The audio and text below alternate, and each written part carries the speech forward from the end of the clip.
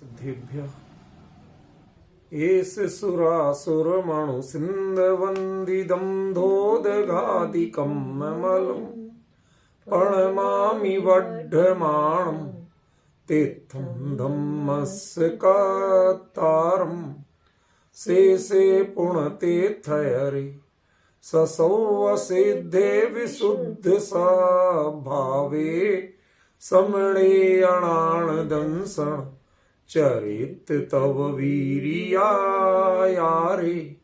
ते सौवे समगम पतेगमेव पतेगम वन्दामि अवट्टन्ते अर्हन्ते मानुषे खेते किच्चा अरिहन्ताळं सिद्धाळं तैणमो गणहराळं अज्जावैवगाळं साहूळं चैव सौवेसिं तेसिं विशुद्धदंसं प्राणपहाणासमं समासेज्य ओवसंपयामि सम्मं जतोणिवाण संपत्ति। प्रवचन सार परमागम ज्ञान तत्व प्रज्ञापन महाधिकार गाथा 36 पृष्ठ 62। तम्हाणाणं जीवो णेयं दौवं तिहासमाखादं दौवं तिपुणो आदा परं च परिणाम संबद्धम्।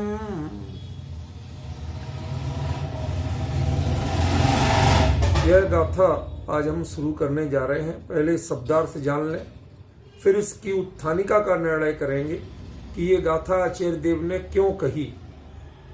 क्योंकि जो इसकी उत्थानिका आचार्य अमृतचंद्र देव ने दी है वह इसका अर्ध सत्य बखान करते हैं, और अर्ध सत्य में सत्य तो होता है पर भ्रम की गुंजाइश ज्यादा होती है।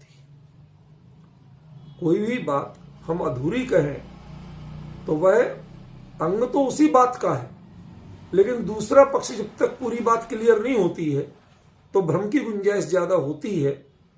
ऐसा मैं आचार्य देव के ऊपर कोई आक्षेप करने के लिए नहीं कह रहा हूं, हमारी समझ को क्लियर करने के लिए कह रहा हूं।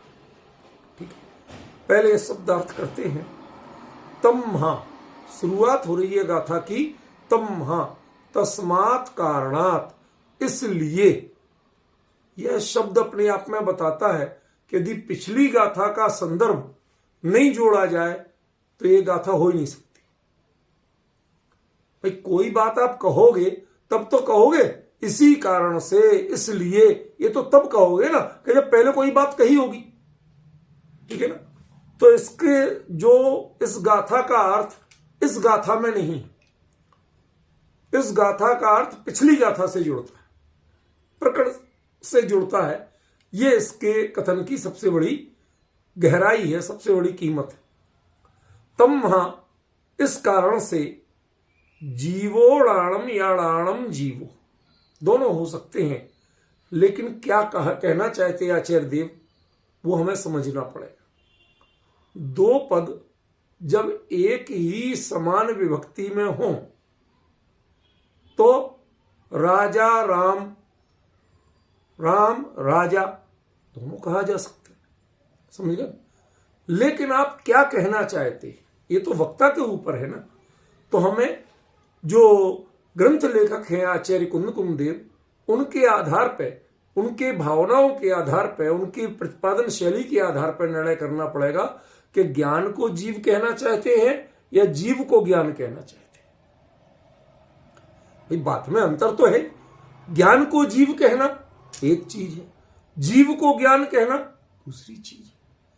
तो हमें तय करना पड़ेगा कि आचार्य देव क्या कहना चाहते हैं। शब्दार्थ तो हो गया, णाणम माने ज्ञान और जीवो माने जीव, लेकिन इनका ऑर्डर क्या रहेगा और उससे अर्थ में क्या अंतर आएगा ये अपने को समझना पड़ेगा। शब्दार्थ यही है। शब्दार्थ तक हम कोई ज्यादा विस्तार की चर्चा नहीं करेंगे।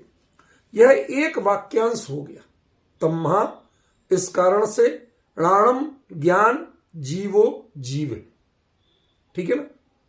एक वाक्यांश पूरा हो गया। और णेयम दव्वम, जब ज्ञान है तो ज्ञेय भी होना चाहिए। तो जो ज्ञेय भूत द्रव्य है वो कैसा है? तिहा समखादम, त्रिधा, 3 प्रकार का समखादम कहा गया है। ज्ञेय द्रव्य 3 प्रकार का कहा गया है, ठीक है।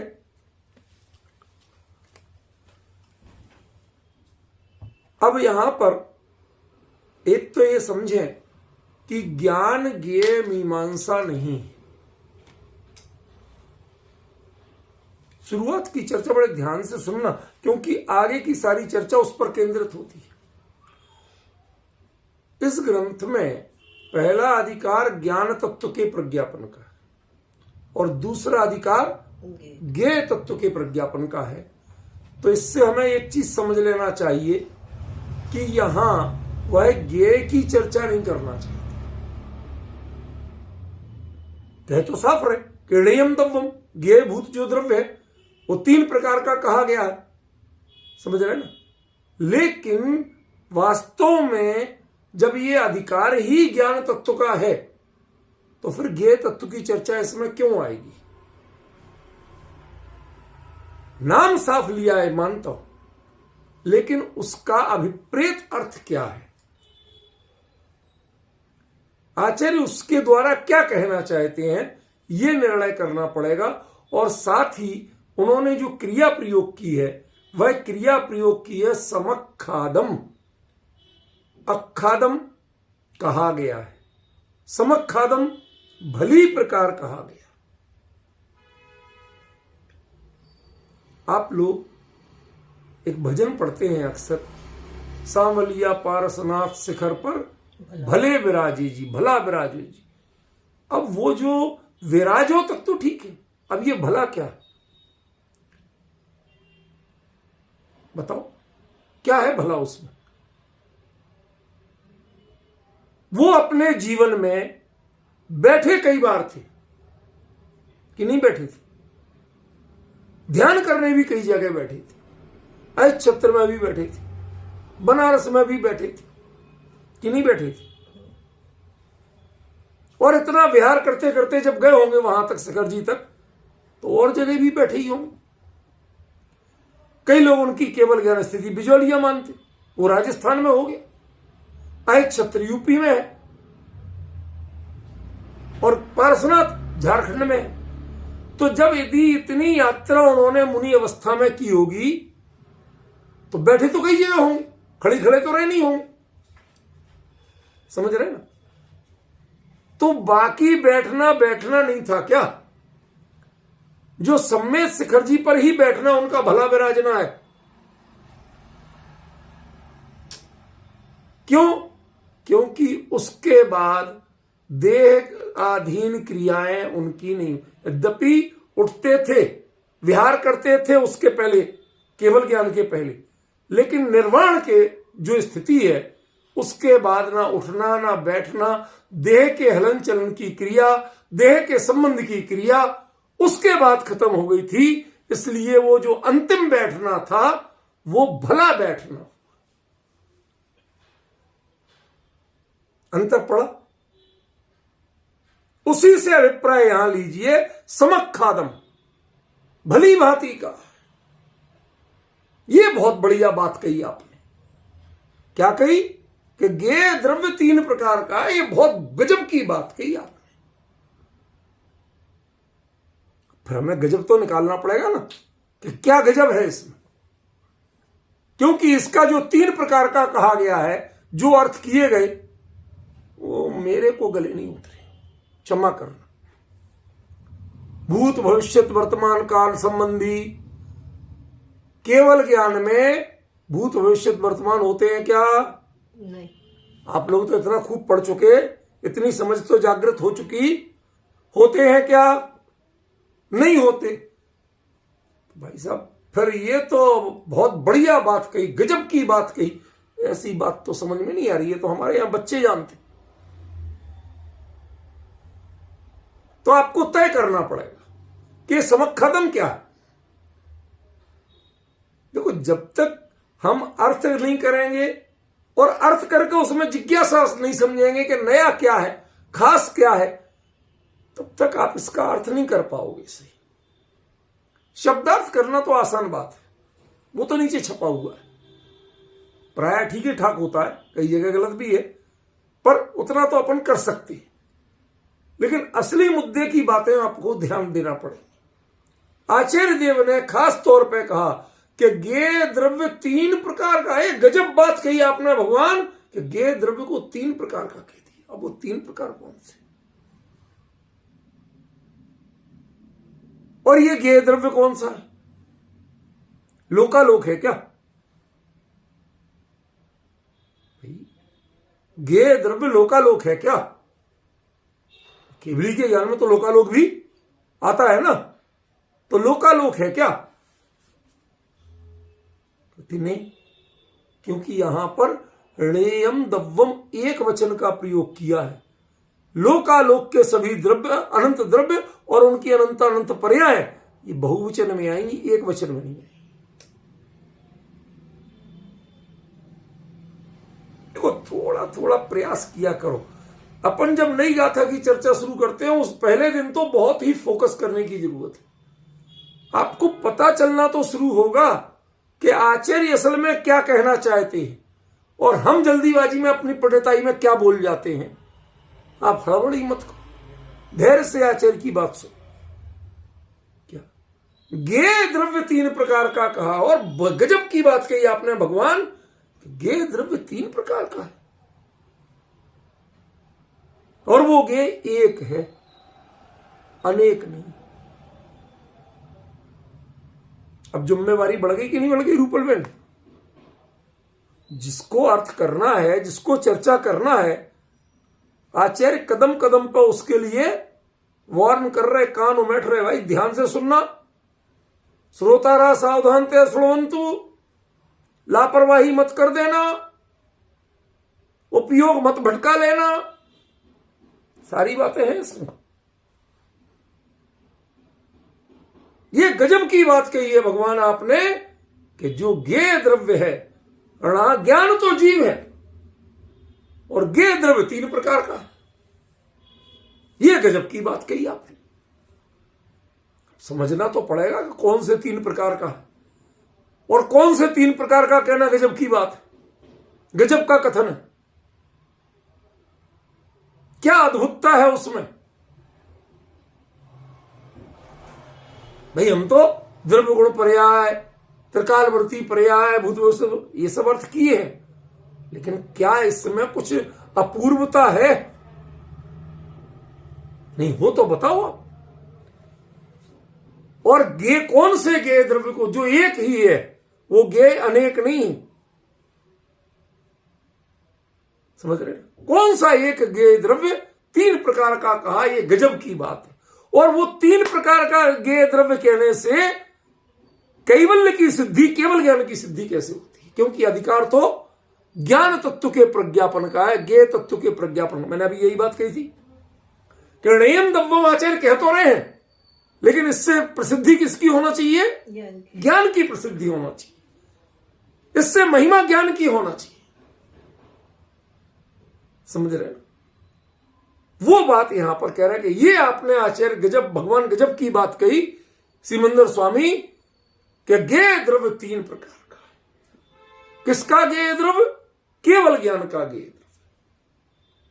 और पिछली गाथा तक क्या कह रहे कि वो लोकालोक को जानता नहीं है, वो तो लोकालोक आके उसमें बैठ जाता है। तो ये तो तय है कि लोकालोक नहीं है गेय द्रव्य। यदि ये लोकालोक, गेय माने जिसको वो तन्मयता से जाने, तो लोकालोक को तो तन्मयता से जानेंगे नहीं तो केवल ही नहीं होंगे। समस्या देखो, बहुत सावधानी रखो। यदि आपको समस्या समझ में आती है तो समाधान समझ में आएगा। पहले समस्या उठना चाहिए, और समस्या के लिए नहीं उठना चाहिए।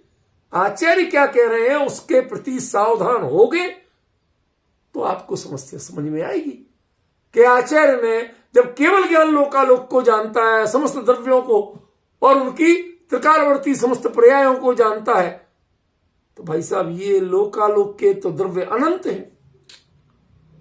सकल द्रव्य के गुण अनंत, पर जाए अनंता, जाने एक ही काल प्रकट केवली भगवंता। यदि वो होता तो यहां एक वचन नहीं होता, बहुवचन होता। और वो लोकालोक को जानते हैं, ये तो बच्चों वाली बातें हैं। सकल द्रव्य के गुण अनंत, पर्याय अनंता, जाने एक ही काल प्रकट केवली भगवंता। ये केवल ज्ञान के बारे में बच्चों वाली बातें हैं। क्षमा करना, मैं कविवर पंडित दौलत राम जी या बड़े आचार्य ज्ञानियों को ऐसे शब्द नहीं बोलना चाहता, लेकिन ये बात जो है, जो केवल ज्ञान का स्वरूप है, जो कैवल्य का स्वरूप है, उसके आगे बच्चों वाली बात है। वो लोकालोक को जानने से केवली है क्या? लोकालोक को जानने का नाम कैवल्य है क्या? क्या लोकालोक को जानने का नाम सर्वज्ञता है क्या? ये हमारा मूल मुद्दा है। इसलिए किस ज्ञेय द्रव्य को 3 प्रकार का कहने से, अरे भगवान आपने ये गजब बात कह दी, उससे केवल ज्ञान समझ में आ गया मुझे। क्या है स्थित ज्ञेय द्रव्य 3 प्रकार का कैसा कहने से केवल ज्ञान समझ में आया, उसकी महिमा आए? ये भी एक दूसरी जिज्ञासा है। तीसरी, पुणो पुनः, और एक बात, पुनः और एक बात, द्रव्यम आदाति। द्रव्य क्या है? आत्मा ही है और कोई द्रव्य नहीं है। उत्तर मिल गया। वह द्रव्य जो है, द्रव्य रेयम द्रव्यम, ज्ञेय द्रव्य 3 प्रकार का है, तो वो द्रव्य कौन सा है? कि लोकालोक नहीं है, आत्मा है। उत्तर मिल गया। अभी प्रश्न किया था, आचार्य ने तुरंत उत्तर दिया। ऐसा लगता है कुंद कुंद भी हमारी चर्चा को सुन रहे हैं, फटाक से लिख देते। जिज्ञासा की नहीं, उत्तर हाजिर। और द्रव्य तो अकेला आत्मा ही है और कोई द्रव्य नहीं है दुनिया में।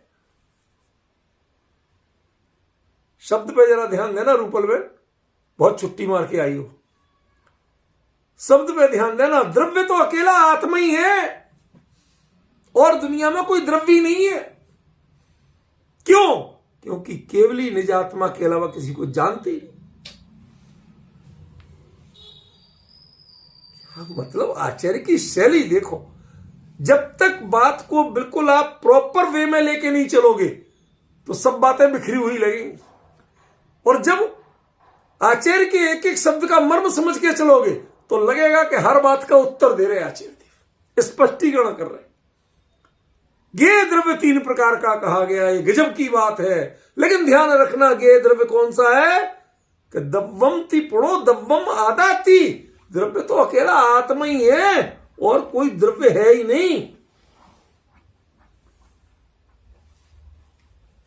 जो ज्ञेय द्रव्य है ना, वो अकेला आत्मा है, दुनिया में कोई ज्ञेय ही नहीं है।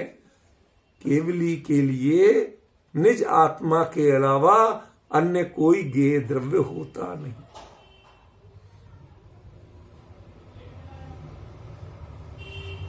क्यों?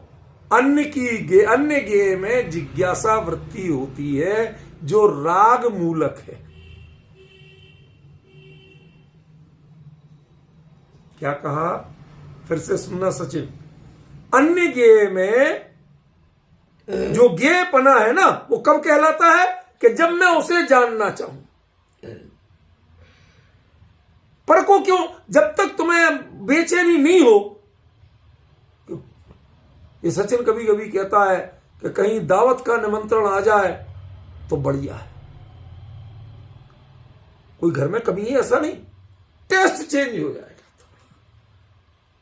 अंतर समझो रूपल में। ये तो इसका नाम ले रहा हूं, तकरीबन लोगों के दिमाग में यही रहता है। ये कॉन्सेप्ट इसलिए नहीं जाते कि घर में खाने नहीं मिलता, रोज रोज के एक तरह के खाने का टेस्ट चेंज हो जाए। समझ में है ना? तो जो हम बाहर में जानना चाहते हैं वो कब, ये जिज्ञासा क्यों हुई कि थोड़ा टेस्ट चेंज हो जाए। क्यों?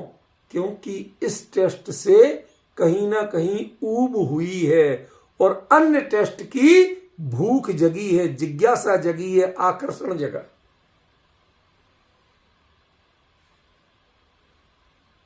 इसलिए जब अपने घर में भोजन करना ये आकर्षण नहीं है, सहजता हो सकती है, रोज ही करते हैं।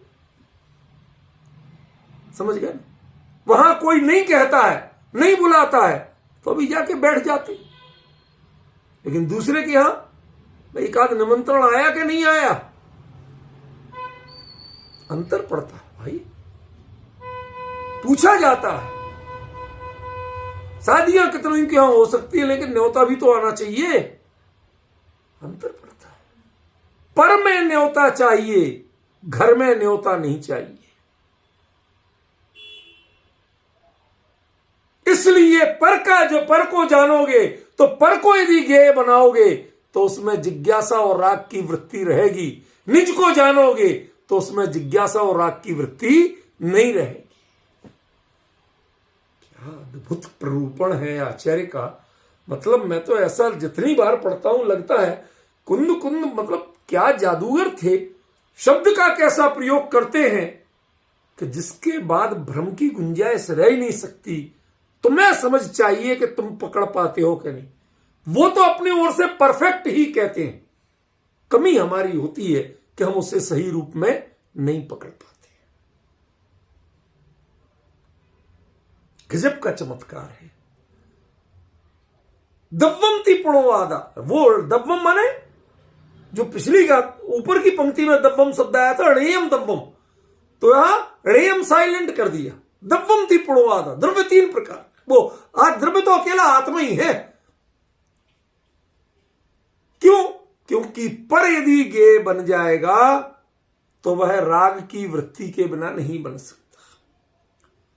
और निज, वो निज ज्ञेय में कभी राग की वृत्ति नहीं होती।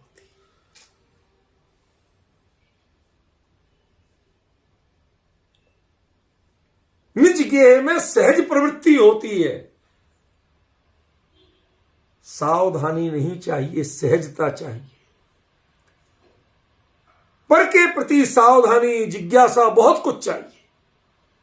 इसलिए आचार्य ने क्लियर किया कि जिस ज्ञेय को तीन प्रकार का कह के मैंने गजब का प्ररूपण बताया था, वो पर नहीं है, वो लोकालोक नहीं है, वो द्रव्य तो आत्मा ही है। धोखे में मत पड़ जाना। तो अकेले आत्मा ही को जानते, बाकी किसी को नहीं जानते। कहते हां च और परिणाम संबद्धम परम, जो उस आत्मा के ज्ञान की प्रणति में जो पर है उसे भी जानते हैं, लेकिन पर को नहीं जानते। जो अपना बन चुका है, अपनी ज्ञानात्मक प्रणति में विद्यमान है, जिसका ज्ञानाकार रूप में है, उस पर को जानते हैं। लोकालोक के छह द्रव्य रूप पर को नहीं जानते। मूर्ति का मूर्तिक रूप पर को नहीं जानते। केवली का तो जो जड़ है ना, वो भी चेतन होता है। केवली के ज्ञान में झलकने वाला सुमेरु पर्वत मिट्टी का बना नहीं होता है, ना सोने का बना होता है। केवली के भगवान में झलकने वाले, ज्ञान में झलकने वाले जो अकृत्रिम चैत्यालय है ना, उनकी प्रतिमाएं रत्नमयी नहीं होती हैं, ज्ञानमयी होती हैं। अब समझ में आ रहा है कुछ क्या कह रहे हैं? मतलब ऐसा लगता है कि बस मजा ले लो, बोलो नहीं। आचार्य ने जो बात कह दी इसका आनंद तो ले लें, बोले कब। रुकने का मन करता है थोड़ी देर के लिए, ठहर तो जाओ। आचार्य क्या कह रहे हैं, इतनी बड़ी बात कह रहे हैं, जरा समझो। देखो, लोकालोक का ज्ञान सर्वज्ञ को है, उसका निषेध नहीं किया। परम, पर को भी जानते, लेकिन पर उनका ज्ञेय नहीं। यदि ज्ञेय द्रव्य है तो वो द्रव्य अकेला आत्मा ही। तो ये पर का ज्ञान कहां से आया आपको? लोकालोक का ज्ञान कहां से आया, इसकी परफेक्ट नॉलेज कहां से आई जब आप जानते ही नहीं हो तो? उत्तर क्या दिया? परिणाम संबद्धम, वो अपने आत्मा के ही परिणाम में जो बना हुआ, उनके ज्ञान का ही जो बना हुआ ज्ञेय था ना लोकालोक, उनको जान लेते। मतलब ऐसा लगता है कि सच बताऊं, आज बोलना बंद करूं, पहले रीझूं आचार्य कैसे बात कर रहे हैं, क्या गजब बात करते हैं। हर प्रश्न का उत्तर साथ के साथ दे रहे, इसमें एक नहीं 4 उत्थानिकाएं बनना चाहिए, और हर उत्थानिका के लिए एक वाक्यांश उत्तर में आना चाहिए, फिर एक उत्थानिका, फिर एक उत्तर, फिर एक उत्थानिका, फिर एक उत्तर, ऐसे बनना चाहिए। अकेले अर्थ करने में इतनी महिमा आ रही है, जब उसका विशेष अर्थ करेंगे, गहराई जो पूरी मापेंगे, तो उसका तो आनंद अलग ही जाति का होगा। क्या अब अर्थ पूरा हुआ कि नहीं हुआ? फिर से एक बार देख लो, कुछ छूटा तो नहीं। तम्हा, इस कारण से, किस कारण से? ये देखो, यहां मैंने एरो लगाया है, देखो जरा, लगाया है ना। प्राणम स्वयं परिणमति, ज्ञान स्वयं परिणमन करता है। सव्वे अट्ठाणठिया, और सारे पदार्थ ज्ञान में स्थित होते हैं। तम्हा, ये जो प्रतिपादन किया, इस कारण से, यदि आपको इनका अर्थ समझ में नहीं आया है अभी तक, तो आपको ये गाथा पढ़ने का अधिकार नहीं, क्योंकि इस गाथा में तो इसके बाद की बात कह रहे हैं। इस कारण से, पहले ये कारण समझ में आया आपको कि नहीं आया? ज्ञान स्वयं प्रणमन करता है, केवली का ज्ञान स्वयं प्रणमन करता है। वह ज्ञेय के अधीन प्रणमन नहीं करता, वह कर्म के क्षोभसम के अधीन प्रणमन नहीं करता, वह किसी के अधीन प्रणमन नहीं करता, वो स्वाधीन प्रणमन करता है। एक बात ये, और स्वाधीन प्रणमन करते हुए ऐसी निर्मलता प्रकट होती है कि लोकालोक अपनी त्रिकालवर्ती पर्यायों के साथ उसमें आके अवस्थित हो जाता है। कैसे हो जाता है? प्राण ठिया, ज्ञान में पर्याय, वस्तु में पर्याय बदलती है, लेकिन केवली के ज्ञान में स्थित रहती है, बदलती नहीं। हम जैसे नहीं है कि आज कुछ जाना कल कुछ जाना। आज मौसम में पानी बरस रहा है, बादल है, कल का मौसम धूप खिली हुई है। क्यों? हम तो बदल बदल के जानते ना। लेकिन उनके ज्ञान में परिवर्तन नहीं होता, क्योंकि परिवर्तन का कारण दो ही है, या तो आपका अज्ञान या आपकी समझ की सीमितता।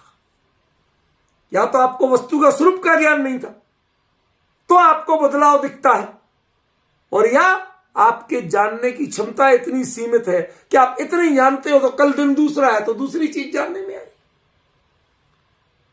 यदि आपका ज्ञान का फलक इतना व्यापक हो,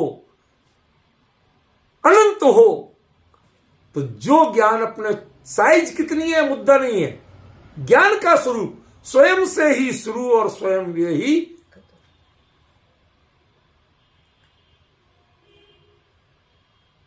निज आत्म से ही शुरू और निज आत्म में ही खत्म, उसका नाम है अनंत। जो अपने स्वरूप से बाहर चला गया वो शांत है, उसका अंत आएगा। पर्याय का पर्याय पने अंत होता है, केवल ज्ञान भी पर्याय है उसका भी। उसके बावजूद उसे क्या कहा गया? अनंत। क्यों? क्योंकि उस ज्ञान में जो कुछ भी है वो स्थित है, स्थिर है, परिवर्तनशील नहीं। जिस द्रव्य का जिस क्षेत्र में, जिस काल में, जिस भाव रूप, जैसा प्रणमन केवली ने एक बार देख लिया, पहली बार देख लिया, अनंत काल तक वैसे ही देखने वाले हैं, उसमें कोई बदलाव होने वाला। यह है स्थित। ये चूंकि स्थित है, तम्हा, इस कारण से आलोक का जो भी परिणमन है वह परिणमन भी केवल ज्ञान में बिल्कुल फिक्स है, अपरिणामी है। वस्तु में परिणाम है, लेकिन केवल ज्ञान में वही अपरिवर्तनशील है, अपरिणामी फिक्स है, बिल्कुल उसी रूप में ज्यों का त्यों अनंत काल तक रहता है। तम्हा, इस कारण से यदि इतना नहीं कहोगे, नहीं विचार करोगे, तो ये गाथा ही शुरू नहीं हो रही, क्योंकि गाथा तो तम्हा से शुरू हो रही है ना। इस कारण से, किस कारण से, पहले वो तो तय करना पड़ेगा। इस कारण से णाणम जीवो, जीवो णाणम नहीं है, ध्यान रखना, उत्तर शुरू हो रहे। णाणम जीवो, सारी महिमा किसकी गाई है? ज्ञान की। पिछली गाथा में भी क्लियर यही कहा था। अब देखो, जो जानति सो णाणम, अरे जानने वाला ज्ञाता होता है कि ज्ञान होता है? जो जानता है वो ज्ञाता होगा क्या ज्ञान? ज्ञाता होगा, ज्ञान नहीं। जानने वाला कर्ता, वो तो ज्ञाता, कर्ता का नाम तो ज्ञाता है ना। लेकिन फिर भी आचार्य ने क्या कहा? ज्ञान है। अब वो उत्तर तो बहुत पहले हो चुका, वो अब एक अक्षर भी रिपीट नहीं करूंगा, वरना गाड़ी उतर जाएगी पटरी से, फिर वहां चली जाएगी। वो जिसको समझना है वही उस दिन का सुनो। पिछली गाथा पर, 35वीं गाथा पर दूसरे व्याख्यान में इसका स्पष्टीकरण आया, ख्याल में आ रहा ना? वो वहां सुनो, अभी नहीं बोलूंगा। लेकिन वहां पर क्या कहा? जो जानति सो णाणम, जो जानता है वो ज्ञान है, उसको ज्ञाता नहीं कहा था। और यहां क्या कह रहे? तम्माणाणम जीवो, वो ज्ञान ही जीव है। क्यों? क्योंकि यहां बारात के दूल्हा, यहां केवल ज्ञान है। ये अधिकार ज्ञान तत्व के प्रज्ञापन का है, ये अधिकार ज्ञेय तत्व के प्रज्ञापन का नहीं। द्रव्य हो, गुण हो, पर्याय हो, कुछ भी हो, ये परिचय किसका है? ये परिचय, ये शब्द ज्ञेय पर लागू होते हैं। और यहां अधिकार किसका है? ज्ञान तत्व का है। इसलिए यहां जो कुछ भी कहा जाएगा वो किसके लिए कहा जाएगा? ज्ञान के लिए कहा जाएगा। तम्माणाणम जीवो, ज्ञान ही जीव है। इसमें बहुत गहराई है, ये बहुत जल्दी इसका अर्थ होने वाला नहीं, समय लगेगा और बहुत धैर्य से सुनना पड़ेगा। ज्ञान को जीव क्यों कहा? बाकी गुणों का क्या होगा? कभी जिज्ञासा हुई कि बाकी गुणों का क्या होगा? अकेला ज्ञान ही जीव है। यदि इसका बचपने का अर्थ, शब्द ध्यान रखना मेरे, सोच समझ के बोलूं, बचपने का अर्थ किया जाए तो क्या अर्थ होगा? ज्ञान की ही तो प्रधानता है, बाकी तो गुण गौण है, ज्ञान ही तो दूल्हा है, बाकी ये सब अर्थ बचपने के अर्थ। आचार्य ऐसा कुछ नहीं कहना चाहते। वो ज्ञान स्वयं जीव है, ज्ञान स्वयं केवली है। एक बात बताओ रूपल बहन, ध्यान से सुनना, केवली शब्द जीव का वाची है कि ज्ञान का वाची है? केवली शब्द, केवल नहीं कह रहा हूं, केवली जीव का वाची, अकेले ज्ञान का वाची। सही कह रहे ना? फंस गए। This is a trap. ये ट्रैप था, फंस गया। क्यों? क्योंकि केवल, केवली, ये नाम किसके? केवल से केवली नाम है। जीव का नाम तो केवली कभी है ही नहीं। जीव का नाम तो ज्ञायक है। पॉइंट समझ रहे कि नहीं समझ रहे? जो केवली नाम है वो पर्याय का नाम है कि द्रव्य का नाम? अब कुछ कुछ समझ में आ रहा क्या कहना चाह रहे हैं आचार्य देव? प्राणम जीवो, लेकिन आप जब केवली कहते हो तो जीव के लिए कहते हो, केवल ज्ञान के लिए या कैवल्य प्रणति के लिए नहीं कहते। केवली परमात्मा, केवली भगवान जब कहते हो तो किसके लिए कहते हो? समझिए, वो संपूर्ण जीव का प्रतिनिधित्व, वो रूप है हमारे लिए। जब केवली कहा हमने तो वंदना किसी पर्याय के लिए नहीं की, लेकिन वह परिचय उस केवल से ही है जिसने कैवल्य को अपनाया, जो कैवल्य रूप परिणमित हुई। कीमत तो उसी की है, वरना जो निगोद में सोई मुझ में सोई मुख मझार, निश्चय भेद कछे हुए नाही भेद गिने संसार। ये तो ऐसी ही रूपणाएं होती रहेंगी, कुछ नतीजा नहीं निकलेगा। त्रिकाली गायक तो निगोद में भी वैसे ही था, छद्मस्त अवस्था में भी वैसे ही है और सिद्ध अवस्था में भी वैसे ही रहने वाला। फिर सारा पुरुषार्थ का क्रम, फिर सारे जिनवाणी के प्रतिपादन, फिर वीतरागी होने पर भी दिव्य ध्वनि से उपदेश देना, ये सारी बातें आ क्यों रही हैं? ये उस गायक के लिए नहीं आ रही है। गायक का भला नहीं होना है, जिसके लिए सारी चर्चा है। प्राणम जीवो, ज्ञान ही जीव है।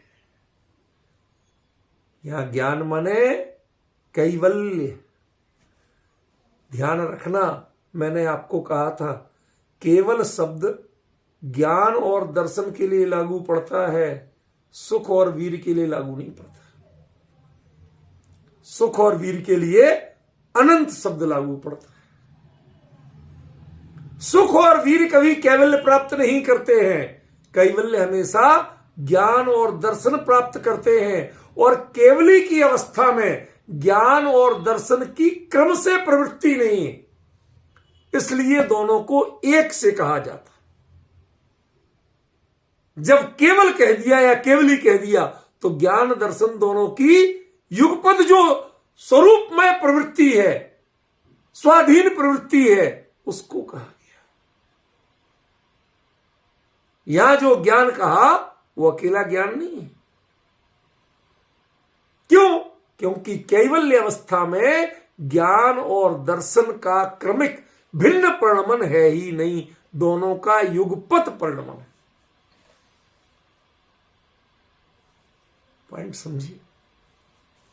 इसलिए ज्ञान ही जीव है, ज्ञान ही केवली है। केवली और ज्ञान भिन्न भिन्न नहीं है। अभी पूरा अर्थ नहीं हुआ है, इसी इन दो शब्दों का ही सुनो जरा, धैर्य से सुनो। ज्ञान ही केवली है माने जो अनुभव में आ रहा है वह ज्ञायक और है और त्रिकाली ज्ञायक और है, ऐसा है क्या? नहीं। जो शाश्वत ज्ञायक है वो कभी अनुभव यानी पर्याय में आता है क्या? सचिन, हाँ हूं गया, ध्यान से सुन। क्या प्रश्न किया? जो शाश्वत ज्ञायक ध्रुव तत्व है वह अनुभव यानी पर्याय में आता है क्या?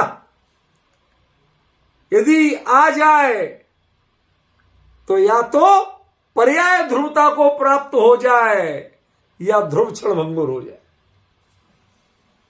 वो आता नहीं तो फिर ये जो मैं ज्ञायक से तन्मय ज्ञायक रूप जो परिणति हुई है वो किस ज्ञायक रूप हुई है? वो इस ज्ञान को मैंने अपना ज्ञायक स्वयं बनाया। ये बात मैंने परसों कही थी, याद हो? ज्ञान ने अपना ज्ञायक स्वयं बनाया है।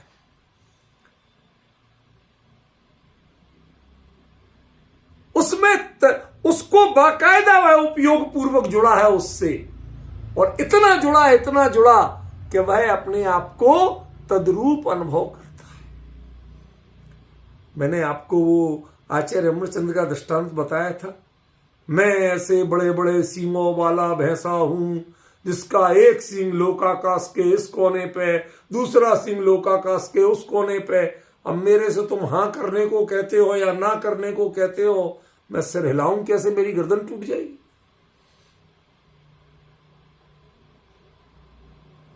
समझिए, वो अपने आप को उस रूप में समझ रहा है। लेकिन ध्यान रखना, ये आवेश नहीं है। शब्द पे ध्यान देना जरा। एक होता है भूताविष्ट पुरुष, किसी के देह में भूत घुस गया व्यंतर, और वो अपने आप को लड़की है तो लड़के की आवाज में बोल रही, लड़के का भूत घुस गया। समझ गया ना? ये आवेश है, लेकिन आवेश उतर जाता है, इसलिए इसे आवेश नहीं कह सकते। दूसरा होता है ध्यानाविष्ट पुरुष की भांति। आप लोगों को स्मरण हो या नहीं हो, लेकिन कुंद आचार्य और अमृतचंद्र आचार्य देव ने इन शब्दों का बड़ी सावधानी से प्रयोग किया। एक भूताविष्ट पुरुष की भांति, दूसरा ध्यानाविष्ट पुरुष की भांति। जो अपने आप को ऐसा, जो व्यवहार धर्म ध्यान है, उसमें क्या है? पढ़ा है कभी ज्ञानार्णव? अरे पढ़ा है कि नहीं, बोलो ना, बताओ, सिर हिला के तो बता सकते हो। उसमें वायवी धारणा, आग्नेयी धारणा है। वह पुरुष ऐसे स्मरण ध्यान करता है कि मेरे हृदय में अष्टदल वाला कमल है, उसके बीचों बीच एक अग्नि प्रज्वलित हो रही है, और वो ऐसे ऐसे प्रज्वलित होके ऐसी लपट के रूप में बढ़ रही है, उसमें अनंत परमात्मा है। ये इस टाइप के जो वर्णन है, वो वर्णन निर्विकल्प ध्यान नहीं है, इसलिए उसे भी ध्यान का आवेश कहा गया, और ऐसे व्यक्ति को ध्यानाविष्ट कहा गया। लेकिन जो ज्ञायक की निर्विकल्प ध्यान की स्थिति है, उसमें वह आवेश नहीं है। क्यों? क्योंकि ये कभी बदलता ही नहीं, इसलिए जो बदला ही नहीं है। जितने आवेश होते हैं वो बदलते जरूर हैं, जितने जोब चढ़ता है, नशा चढ़ता है, वो उतरता जरूर है। लेकिन जो केवली के परिणति में, केवल ज्ञान में ज्ञायक बसा है, वह कभी उतरता नहीं, वह कभी बदलता नहीं है। इसलिए तम्माणाणम जीवो, इसलिए ज्ञान स्वयं जीव है। ये कौन सा ज्ञान? केवल ज्ञान। कौन सा जीव? निज ज्ञायक।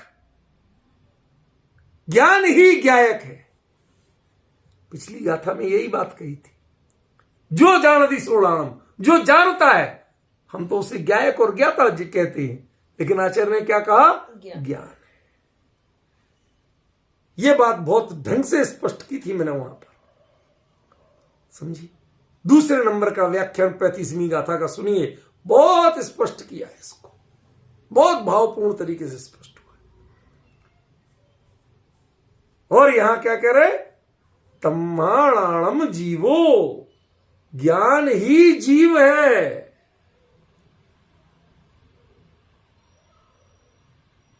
ऋणेयम दव्वम, तो वह ज्ञान है कि ज्ञेय है? ऋणेयम दव्वम, जो ज्ञेय भूत द्रव्य है, वह तिहा समखादम, वह 3 प्रकार का कहा गया।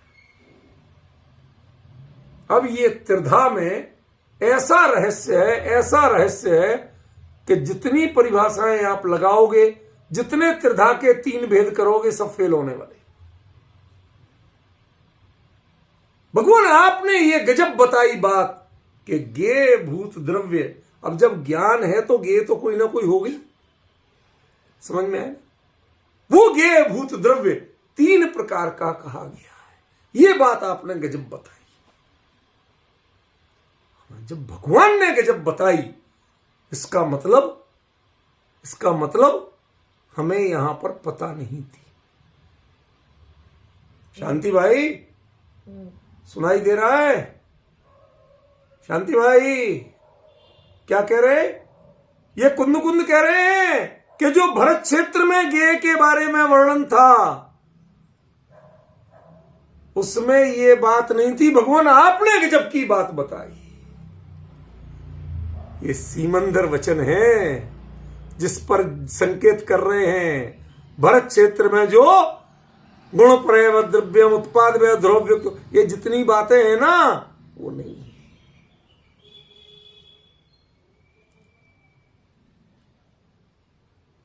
बहुत गंभीरता से लेना पड़ेगा इसे, बहुत गंभीरता से। ये वो गाथा है, ये वो पंक्ति है जिस पर पूरा गे तत्व प्रज्ञापन से आधारित है। ये पंक्ति हटा दो तो गे तत्व प्रज्ञापन अधिकार का अर्थ नहीं कर सकता कोई। इस गाथा का अर्थ जिसे सही नहीं बैठा वो गे तत्व का अर्थ नहीं कर सकता। उसकी फाउंडेशन है ये 36वीं गाथा, समझे? थोड़ा सा सब्र करना पड़ेगा, जल्दीबाजी नहीं करेंगे। रेयम दव्वम तिहासमखदम, ये द्रव्य 3 प्रकार का है। भगवान ये आपने गजब की बात कही। अब हमें सावधान होना पड़ेगा कि ये बात भगवान ने कही, हमें यहां पता नहीं थी। आपने ये गजब बात बताई, इसका मतलब जब कोई कहता आपने ये गजब बात बताई, इसका मतलब मैं अभी तक इस बात से अवेयरनेस नहीं रखता था, मुझे अभी तक ये बात पता ही नहीं थी। समझ रहे हो? जैसे प्रयोग लब्धि वाला जीव कहता है ओहो मुझे तो इन बातों की, वो ये प्रयोग लब्धि की बात नहीं है, लेकिन वो तो एक दृष्टांत दे रहा हूं मैं, समझिए? कुंद जैसे आचार्य कहते हैं भगवान आपने ये गजब रूप बताया कि गे द्रव्य 3 प्रकार का होता है, मुझे आज तक अब वो कौन सा 3 प्रकार, ये तो पकड़ना पड़ेगा ना, ये तो पहचानना पड़ेगा।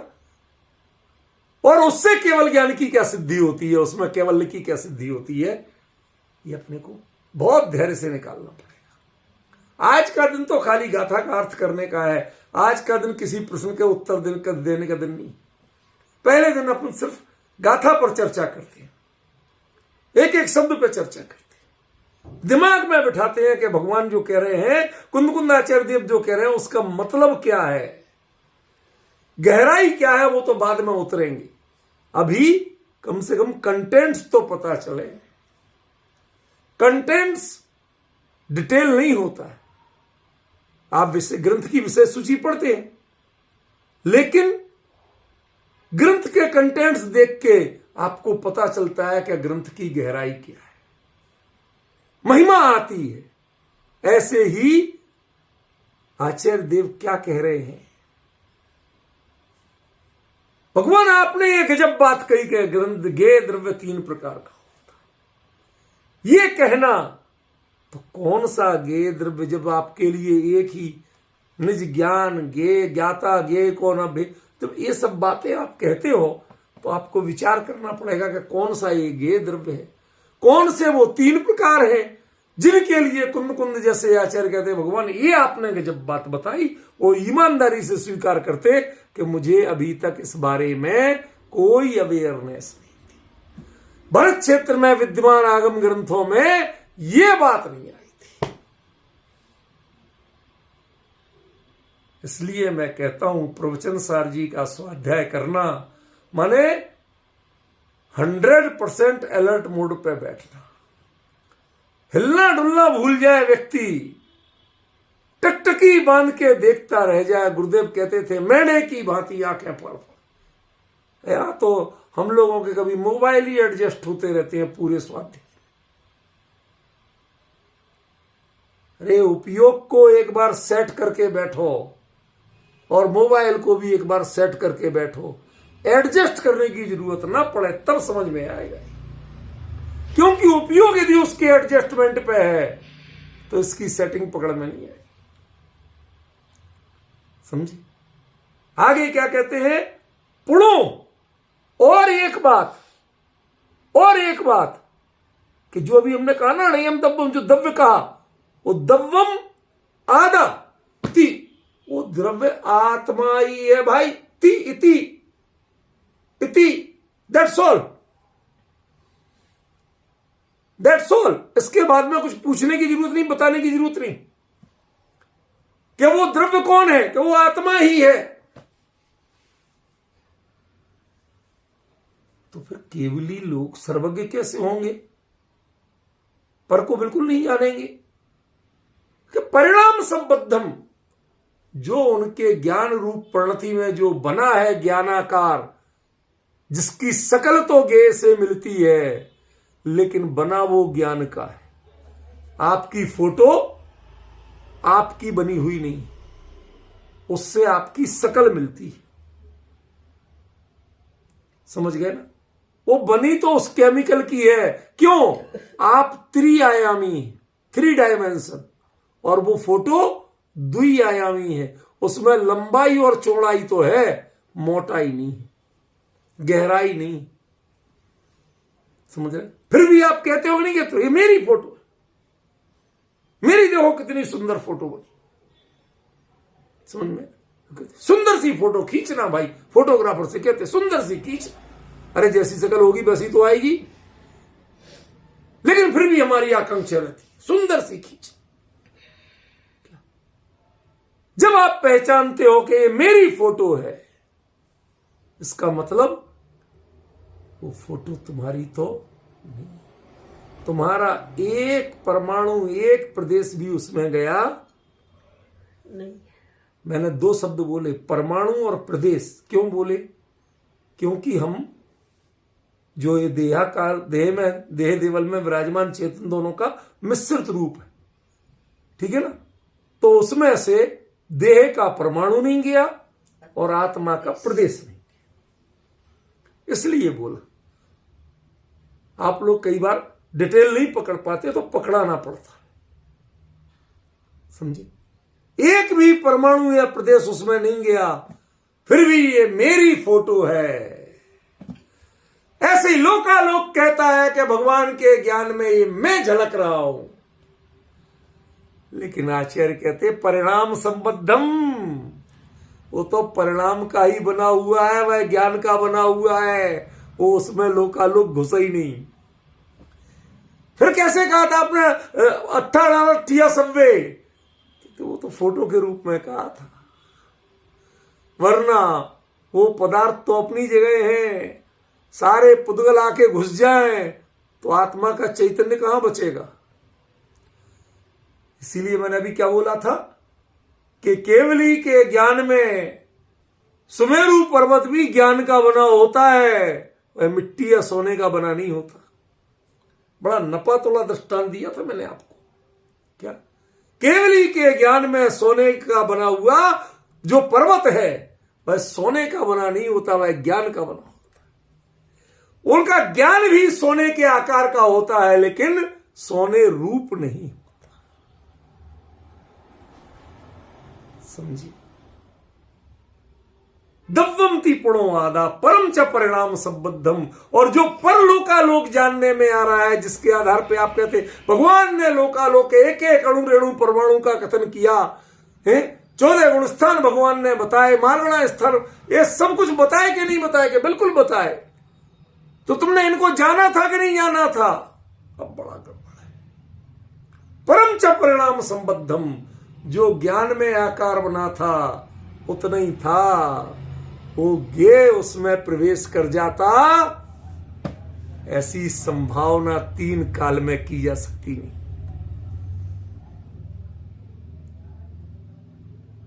ये स्वपर प्रकाशक पने की जैसी अद्भुत सिद्धि है ऐसी किसी ग्रंथ में कहीं नहीं मिलती। भगवान पर को जानते नहीं और जगत के कोई द्रव्य का कोई परिणाम भगवान के ज्ञान से छुपा नहीं। अब जब जानते नहीं तो कैसे जानते हैं? ऐसे जानते हैं। दब्बंती पुणोवादा, वो उनका गे द्रव्य तो आत्मा ही है, दूसरा है ही नहीं, पर को जानते ही नहीं। तो फिर ये जो पर के ज्ञान का आप बखान करते रहते हो, द्वादशांग लिखवाते रहते हो, बताते रहते हो, वो क्या है? प्रश्न है मेरे मन में, जिज्ञासा है मेरे मन में, उत्तर आ रहा भगवान की दिव्य ध्वनि में। कैसे बताते हो आप भगवान? कैसे पढ़ लेते हो? यदि मेरे दिमाग को आप पढ़ नहीं रहे, रीड नहीं कर रहे, तो मेरे लिए परफेक्ट आंसर कैसे दे देते हो? कहते वो परिणाम संबद्धम। ये बाहर की क्रिया तो बाहर में नाम कर्म के उदय से हो रही है, ये भगवान नहीं कर रहे हैं, लेकिन भगवान के ज्ञान में जो ऐसा सब कुछ झलक रहा है वो परिणाम से संबद्ध है, वह ज्ञेय से संबद्ध नहीं है, पर से संबद्ध नहीं। उनका जो पर है वो भी परिणाममय है, परिणाम का बना हुआ है, केवल ज्ञान का बना हुआ है, ज्ञान की उस प्रणति, निर्मल प्रणति का बना हुआ है, वह पर का बना हुआ नहीं। सच बताया रूपल बहन, मतलब मंत्र मुग्ध हो जाओ। ऐसा लगता है कि यदि ये नहीं होता तो शायद हम केवल ज्ञान का स्वरूप, केवली का स्वरूप जानने की विधि कुछ नहीं जान पाते। ऐसा प्ररूपण किसी ग्रंथ में कहीं झलक भी नहीं मिलती जो यहां आचार्य कुंद देव ने। तब लगता है कि ये सिमंदर परमात्मा के पास वाकई में गए थे। हर गाथा कहती है इस बात को, हर गाथा गवाही देती है कि समक खादम भगवान आपने ये बहुत बढ़िया बताया। क्यों? क्योंकि हमारे यहां के बचे हुए द्वादशांग में कुछ नहीं था। समझ रहे हो आप? कुंद क्यों गए थे? कुछ जिज्ञासाएं लेके गए थे। महाराज ये क्या होता है? केवली कैसे तो पर को जानते नहीं और कैसे पर को जानते हैं, हमें क्लियर नहीं हो रहा। ऐसे जानते ये जो स्वरूप बताया ये अद्भुत स्वरूप है। प्रवचन सार के मुकाबले अनेक विषयों को बताने वाला, जिन शासन के आधारशिला को स्पष्ट करने वाला कोई दूसरा ग्रंथ नहीं। समझिए ना? पर इसका अर्थ करने के लिए कुंद की एक एक हृदय के स्पंदन को उनकी नजरों के साथ, मैं अपनी तारीफ के लिए नहीं कह रहा हूं, लोग बाग जिन्होंने अष्टापद कैलाश की पुस्तक पढ़ी उस लगभग सबने एक ही बात कही, भाई साहब पढ़ते हैं तो ऐसा लगता है हम आपके साथ चल रहे हैं। सबका एक ही उत्तर है, किसी ने दूसरी बात नहीं की। ऐसी कुंद को पढ़ते हैं तो लगता है कि उनके साथ हम भी समोसण में विराजमान है, हम भी सिमंदर परमात्मा से डायरेक्ट ले रहे हैं बात। यदि हम इसको सिमंदर परमात्मा को, समोसण को, केवली के सानिध्य को, इसको माइनस कर दें तो प्रवचन सार का अर्थ करना कठिन हो जाए। कठिन क्या, लगभग असंभव हो जाए। समझिए, विचार करिए, चिंतन करिए, इस गाथा पर खूब चिंतन करिए। एक दिन का गैप दे रहा हूं, परसों इस गाथा पर बाकी आगे चर्चा करूंगा। कल कुछ कार्य है विशेष।